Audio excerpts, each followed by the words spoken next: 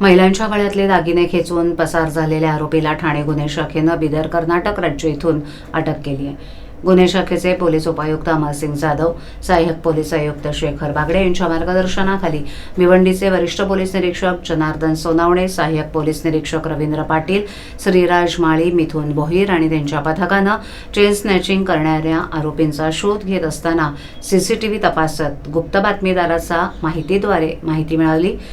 Chain snatching करणारा आरोपी अब्बास उर्फ बड्डा युनुस सय्यद राहणारा आंबिवली याला बिदर कर्नाटक राज्य इथे पळाला होता। त्याप्रमाणे पोलीस उपनिरीक्षक रवींद्र पाटील आणि त्यांचे 5 जणांचं पथक बिदर इथे पोहोचलं। बिदर इथे आंबिवलीपेक्षा मोठी वस्ती इराणी लोकांची आहे, त्यामुळे मोठ्या शिताफीनं कारवाई करावी लागते। रवींद्र पाटील यांचं पथक आणि लोकल पोलिसांचे 8 लोकांचे पथक घेऊन पहाटे 4 वाजता सगळे झोपेत असताना आरोपी लपून बसलेल्या दरवाजाचं कुलूप तोडून आरोपीला ताब्यात घेतलं।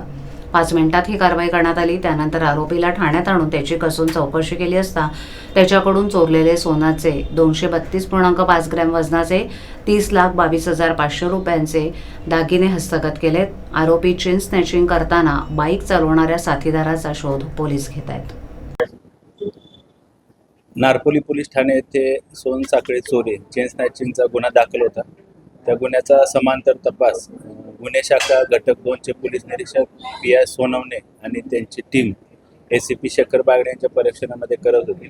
त्यामध्ये अब्बास उर्फ बड्डा युनुस सय्यद राहणार आंबिवली कल्याण ठाणे हा आरोपी निष्पन्न झाला। त्याला PSI पाटील गुन्हे शाखा घटक 2 आणि त्याच्या टीमने बिदर कर्नाटक येथून ताब्यात घेतलं। त्याच्याकडून एकूण 20 चेन स्नॅचिंगचे गुन्हे उघडकीस आले आहेत, ज्यामध्ये 232 ग्रॅम सोनं ज्याची किंमत अंदाजे 30 लाख इतकी आहे इतकं सोनं जप्त करण्यात आलेलं आहे। सदर आरोपीला आज भिवंडी शहर पोलीस ठाण्याच्या गुन्ह्यामध्ये रिमांडमध्ये घेतलेलं आहे। त्याला आज मान्य न्यायालयामध्ये आम्ही हजर करून पुढील रिमांड घेणार आहोत। कशी होती तुझी पोलीस? हा आरोपी हा खडकपाडा पोलीस स्टेशन येथे दाखल होता मोक्याचा गुन्हा। त्या मोक्याच्या गुन्ह्यामध्ये ह्या आरोपीने आणि त्याच्या साथीदारांनी पोलिसांवर हल्ला केला होता। त्या अनुषंगाने मोका दाखल होता। या मोक्याच्या गुन्ह्यामध्ये तो फरार होता 2023 पासून। त्यानंतर देखील त्याने ठाणे पोलीस आयुक्तालयाच्या क्षेत्रामध्ये विविध प्रकारचे चेन स्नॅचिंगचे गुन्हे केले होते आणि त्याच्यावर यापूर्वी देखील काही चेन स्नॅचिंगचे देखील गुन्हे दाखल आहेत।